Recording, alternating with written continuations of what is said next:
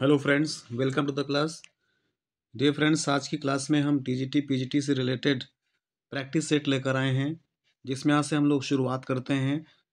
पहला practice set, जिसमें आपको ग्रामर से संबंधी क्वेश्चन भी मिलेंगे, साथ ही साथ आपको लिटरेचर से संबंधी भी क्वेश्चन मिलेंगे। तो शुरुआत करते हैं पहले ग्रामर से संबंधी कुछ क्वेश्चंस, लैंग्वेज से संबंधी कुछ क्वेश्चंस। जिससे पहला स्क्रीन पे आपके सामने लिखा हुआ है, choose the correct passive voice for the sentence given below. नीचे एक सेंटेंस दिया हुआ है, इस सेंटेंस को आपको पैसिव वॉइस में बनाना है। यह आपके सामने पैसिव वॉइस में बना हुआ है और आपको उसको ये बताना है कि इसमें से कौन सा विकल्प सही है।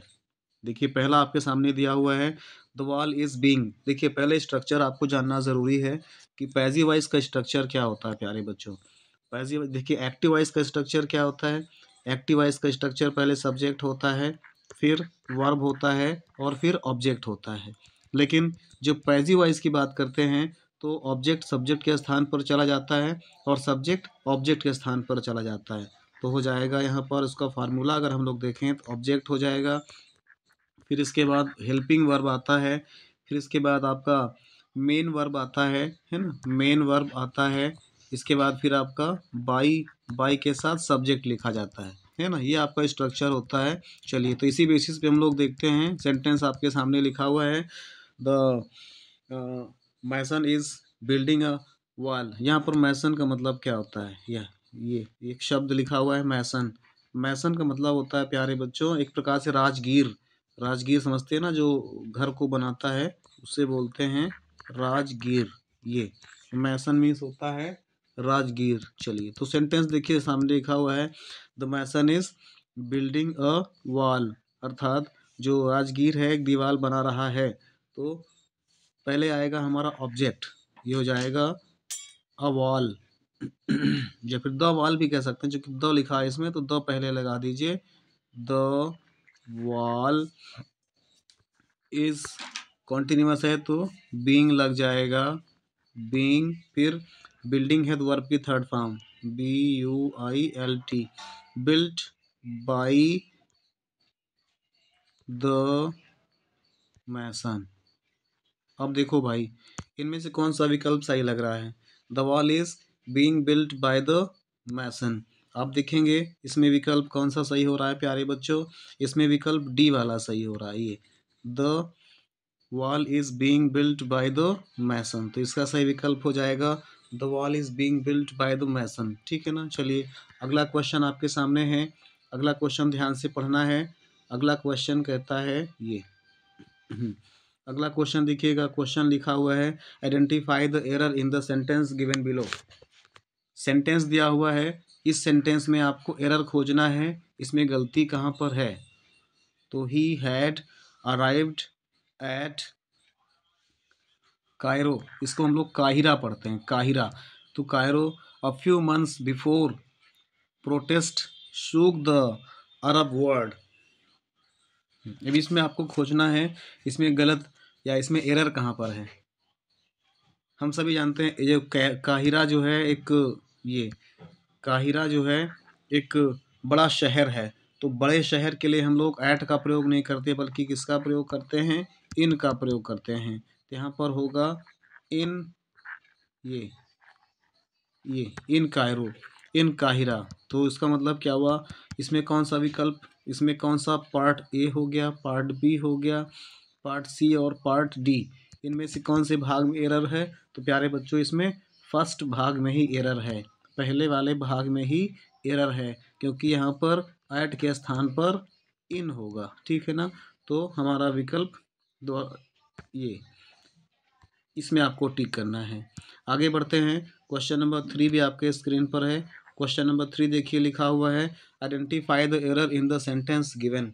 नीचे दिए गए सेंटेंस में आपको एरर खोजना है, इसमें भी आपको गलती खोजनी है, कौन सा भी एरर है, कौन सा मिस्टेक है, कौन सा गलत है। तो देखिए भाई, most of us are older competitive runners are not able to race anywhere at the same speed as we do when we were 30। यहाँ पर देखिए, वह जो हम 30 के थे तो हम नहीं कर सकते थे, है ना। जो वर है तो पास्ट टेंस में है, तो पास्ट टेंस और प्रेजेंट टेंस एक साथ एक सेंटेंस में कैसे आ सकता है।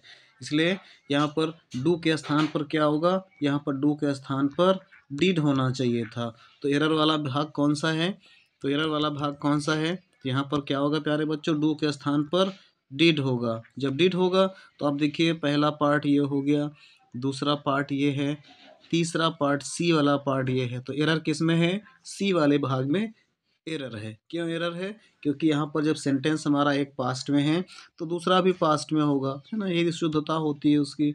अगला क्वेश्चन देखिए, क्वेश्चन नंबर 4 है, identify the error in the sentence given. नीचे दिए गए सेंटेंस में आपको फिर से एरर खोजना है, फिर से गलत कौन सा है वो खोजना है। बहुत इंपॉर्टेंट है प्यारे बच्चों, ये क्वेश्चन इस प्रकार से अक्सर एग्जाम में पूछ लेता है।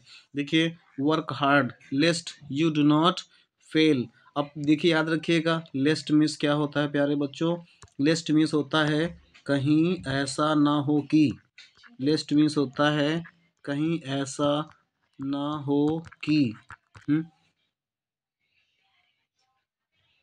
ठीक, कहीं ऐसा ना हो कि, है ना। तो लेस्ट मीन्स होता है कहीं ऐसा ना हो कि, थोड़ा सा चलो, तो लेस्ट मीन्स होता है दोस्तों कहीं ऐसा ना हो कि। अब ऐसे वाक्यों में जहाँ पर लेस्ट होता है वहाँ पर दोस्तों लेस्ट के साथ हमेशा शुड का प्रयोग करते हैं। किसका प्रयोग करते हैं, लेस्ट के साथ हमेशा शुड का प्रयोग करते हैं और नॉट का प्रयोग नहीं करते हैं। तो इस प्रकार से इस पार्ट में कई गलतियाँ मिल रही हैं। तो इसका मतलब एरर किस में है, पार्ट बी वाले भाग में एरर है। किस में एरर है, पार्ट बी वाले भाग में एरर है। क्यों एरर है, क्योंकि लेस्ट के साथ हमेशा शुड आता है और यहाँ पर नॉट का प्रयोग नहीं होता, क्योंकि लेस्ट खुद अपने आप में निगेटिव है। लेस्ट का मतलब होता है कहीं ऐसा ना हो कि, लेस्ट कहीं ऐसा ना हो कि, तो निगेटिव लगाने की कोई ज़रूरत ही नहीं। इस प्रकार से एरर किस में है, पार्ट बी वाले भाग में एरर है। अगला क्वेश्चन देखिएगा, क्वेश्चन नंबर 5 ध्यान से समझना है। क्वेश्चन नंबर 5 कहता है complete the following sentence using the appropriate option. और इसमें ऑप्शन दिए हुए हैं, इसकी हेल्प से आपको इस ब्लैंक को फिल करना है। सेंटेंस है, the victim were fruit vendors and they were going in an auto when there space N accident on the वे। अब देखो, एक्सीडेंट, एक्सीडेंट से मिलना, विद, मेट विद, या रैन विद, या एक्सपीरियंस्ड विद, या हर्ड। अब आपको बताना है इसमें सही विकल्प कौन सा होगा दोस्तों। तो सही विकल्प कौन सा होगा इसमें, सही विकल्प होगा मेट विद होगा प्यारे बच्चों। दोस्तों यहाँ पर मेट विद होगा, क्योंकि मिलना, यहाँ पर रन इनटू नहीं होगा। रन इनटू का मतलब होता है, मैं एक एक करके वर्ड को बता देता हूँ। रैन इनटू का मतलब होता है एक प्रकार से ये टकराना। रैन इनटू का मतलब होता है टकराना। और एक्सपीरियंस, एक्सपीरियंस का मतलब होता है अनुभव करना। एक्सपीरियंस मीन्स होता है ये अनुभव करना। और हर्ड, हर्ड का मतलब होता है सुनना। हर्ड का मतलब होता है सुनना। तो दोस्तों इसमें कौन सा भाग सही होना है आप लोग बताएंगे। ऑफ कोर्स इसमें होगा मेट विद। तो going in an auto when they met with an accident, क्या मतलब हुआ, the victims were fruit vendors. जो विक्टिम थे, वो जो पीड़ित व्यक्ति थे, वो फल विक्रेता थे। एंड दे वर गोइंग, और वे जा रहे थे, इन एन ऑटो, एक ऑटो में, when they met with an accident on the way, जो वे रास्ते में एक एक्सीडेंट से मिलते हैं, अर्थात उन्हें दुर्घटना, उनके साथ दुर्घटना घट जाती है, तो मेट विद का प्रयोग करेंगे। आगे बढ़ते हैं आगे बढ़ते हैं हम लोग आगे बढ़ते हैं। अगला क्वेश्चन है, क्वेश्चन नंबर 6 कहता है choose the correct option for the phrase given below. नीचे फ्रेज दी गई है, इसका सही मीनिंग क्या होता है, इसका करेक्ट ऑप्शन कौन सा है आपको बताना है। सामने लिखा हुआ है फ्रेज क्या है, be over the hill. Be over the hill, इसका मतलब क्या होता है प्यारे बच्चों। दोस्तों बी ओवर द हिल का मतलब होता है एक प्रकार से बूढ़ा होना। बी ओवर द हिल का मतलब क्या होता है, बी ओवर द हिल का मतलब होता है ये बूढ़ा होना। बी ओवर द हिल का मतलब होता है बूढ़ा होना। अब चलिए, अब आपको देखना है to be and to be on a mountain top, mountain की टॉप पर होना, या ट्रेवल इन द जंगल, जंगल में ट्रेवल करना, या फिर to be too old to do things, इतना बूढ़ा होना कि कोई काम ना कर पाना, to do something in the most complete way, किसी चीज़ को बहुत अच्छे ढंग से पूरा करना। तो आप लोग खुद जान रहे हैं, इसका सही ऑप्शन हो जाएगा दोस्तों to be too old to do things, चीज़ों को करने के लिए अत्यधिक बूढ़ा होना। और बी ओवर द हिल, इसका मतलब भी होता है बूढ़ा होना। तो इट मीन्स दैट दोस्तों, कौन सा विकल्प सही होगा? सी विकल्प सही होगा। आगे बढ़ते हैं, क्वेश्चन नंबर 7, ध्यान से सुनिएगा। क्वेश्चन नंबर 7 कहता है fill in the blanks with the appropriate preposition. यहाँ पर आपको दोस्तों प्रीपोजिशन, सही प्रीपोजिशन भरनी है। ये जो खाली ब्लैंक है इसमें सही प्रीपोजिशन भरनी है। आई हैव अ प्रॉब्लम, मुझे समस्या है। I can't sleep night. अब बताइए इसमें इसमें सही विकल्प कौन सा होना है दोस्तों? यहाँ पर सही विकल्प होगा एट। अब एट का प्रयोग कब करते हैं, इनका प्रयोग कब करते हैं, चलिए थोड़ा बात कर लेते हैं दोस्तों। एट का प्रयोग हम लोग हमेशा पॉइंट ऑफ टाइम के लिए करते हैं।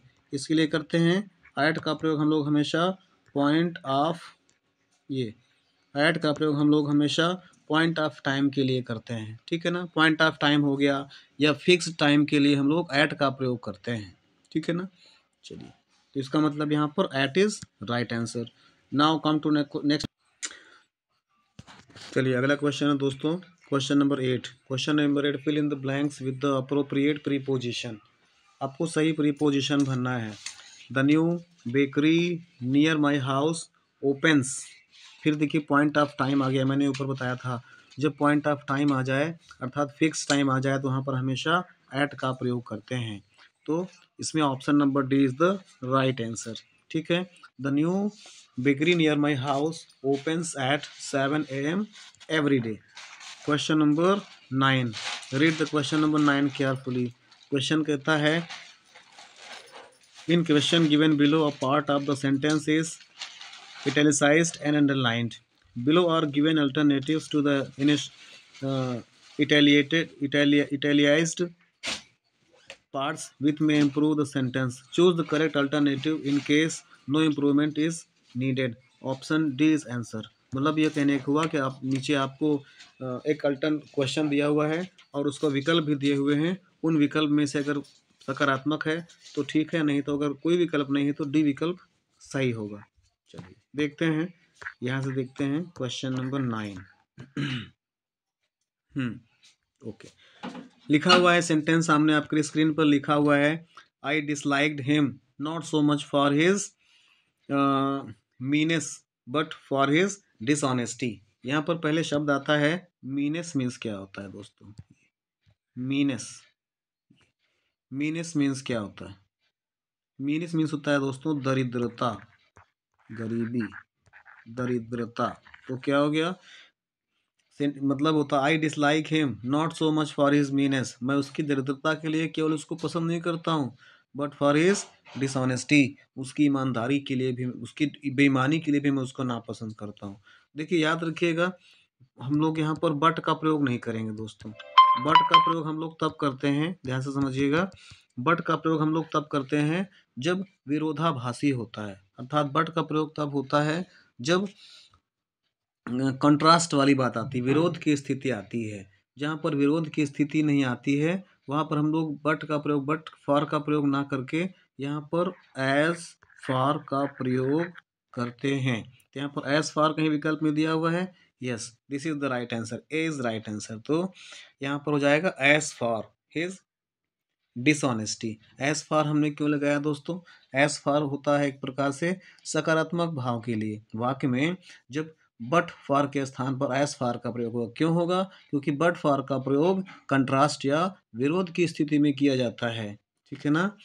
यहाँ पर हाँ सो एस, ऐसी बहुत सारी चीज़ें हैं, आगे भी आएगा क्वेश्चन, हम लोग बताते रहेंगे। चलिए now come to question number 11। Question number 11 कहता है दोस्तों complete the following sentence using the appropriate option. The election commission on Saturday that the assembly elections in 5 states will be held from November 12 to December 7। अब चलिए इसमें आपको fill in the blank करना है। Pronounced होगा, announced होगा, promulgated होगा या फिर इश्यूड होगा। चलो अब आपको देखना, चलिए हम लोग पहले आपको बता देते हैं सबका सही सही अर्थ क्या होता है। ये प्रोनाउंस का मतलब क्या होता है दोस्तों? प्रोनाउंस का मतलब होता है एक प्रकार से उच्चारण, उच्चारण करना। प्रोनाउंस का मतलब हो गया उच्चारण करना। दूसरा है अनाउंस्ड। अनाउंस का मतलब होता है प्रख्यापित करना या घोषणा करना। ये घोषणा करना। फिर ऑप्शन क्या है? प्रोमोलगेटेड। प्रोमोलगेटेड का मतलब होता है दोस्तों प्रख्यापित करना। ये प्रख्यापित करना। और इसके बाद इश्यू का मतलब होता है दोस्तों निर्गत करना। इश्यू का मतलब होता है निर्गत करना। अब आप खुद समझ सकते हैं कौन सा विकल्प सही होगा। ऑफ कोर्स जो आप लोग कह रहे हैं वही होगा, अनाउंस्ड, घोषणा करना। अनाउंस्ड मीन्स घोषणा करना।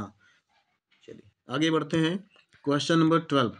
चलिए क्वेश्चन नंबर 12 कहता है, ध्यान से समझिए दोस्तों। क्वेश्चन नंबर 12 में भी आपको फिल इन द ब्लैंक्स करना है, प्रीपोजिशन ही फिल करना है।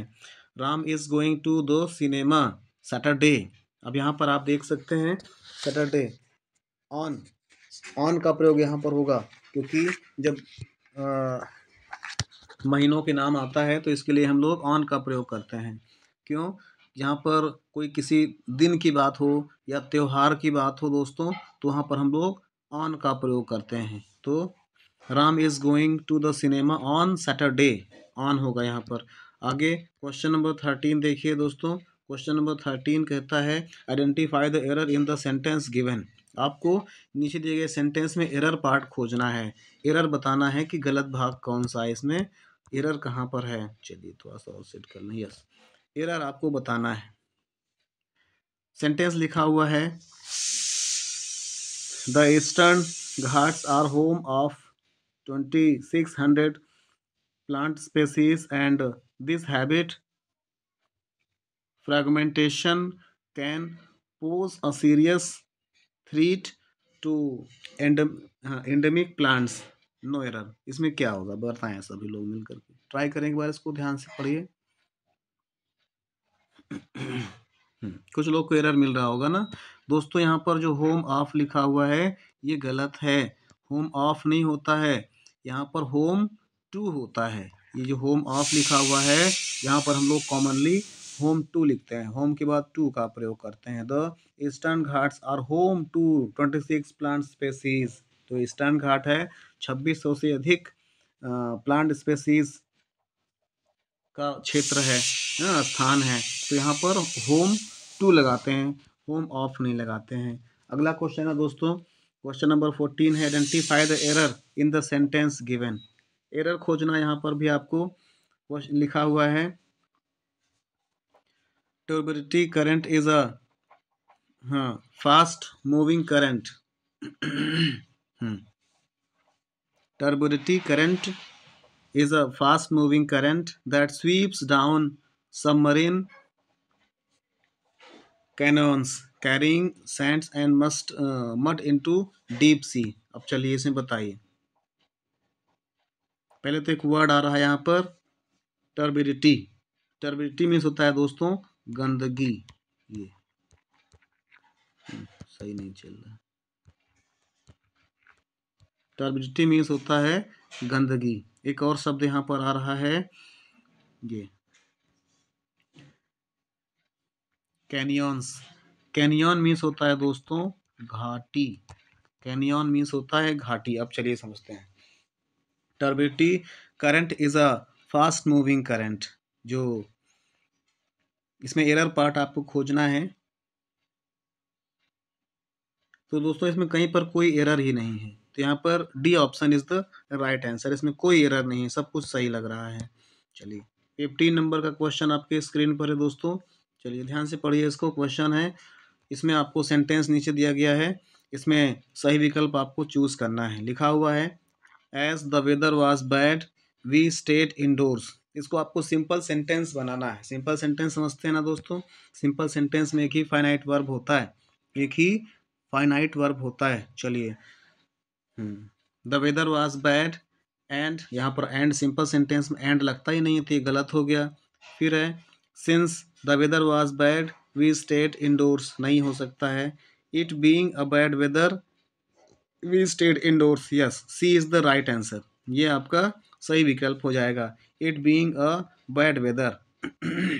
हम लोग देखिए ज़्यादातर कॉमन सेंस इसमें लगाना है, जहाँ पर वास लगा होता है वास के स्थान पर आप बीइंग लगा दीजिए तो काफ़ी हद तक आसान हो जाता है। As the weather being bad we stayed indoors, ये भी हो सकता है। It being a bad weather we stayed indoors, तो C option is the right answer. आगे बढ़ते हैं, क्वेश्चन नंबर 16 देखिए। क्वेश्चन नंबर 16 कहता है, इसमें भी क्वेश्चन वही दिया हुआ है, ध्यान से समझना है। इसमें क्वेश्चन कह रहा है choose the correct alternatives, improve the needed. जहाँ पर आवश्यकता हो इसको, ये सेंटेंस कहीं कुछ गलत लग रहा है, इसको सही करने के लिए आपको विकल्प दिए गए हैं। इन विकल्पों में से आपको सही विकल्प को चुनना है। सामने देखिए लिखा है sentence, he preferred death rather than imprisonment. He prefer death, वो मृत्यु पसंद कर लेगा, रैदर देन इन प्रेजेंट, जेल में जाने के बजाय, वह जेल में जाने के बजाय मौत पसंद करेगा। तो वो तो ठीक है, लेकिन जो विकल्प जो यहाँ पर आपका अंडरलाइन वर्ड है इसमें कुछ एरर है। बताएं यहाँ पर क्या एरर हो सकता है?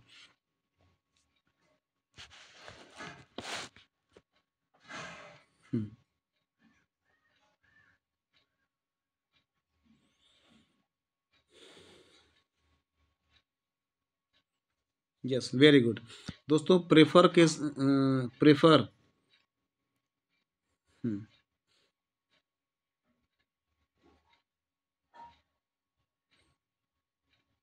यहाँ पर जो है याद रखिएगा, यस, प्रेफर के साथ दोस्तों हमेशा प्रेफर के साथ टू का प्रयोग होता है, ना कि रेदर दैन। रेदर दैन का प्रयोग नहीं होता, प्रेफर के साथ हमेशा दोस्तों टू का प्रयोग होता है।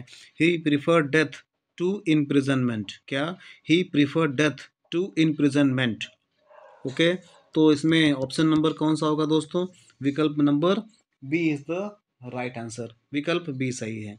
चलिए फिर कल नेक्स्ट पेज में 17 नंबर से शुरू करेंगे आगे।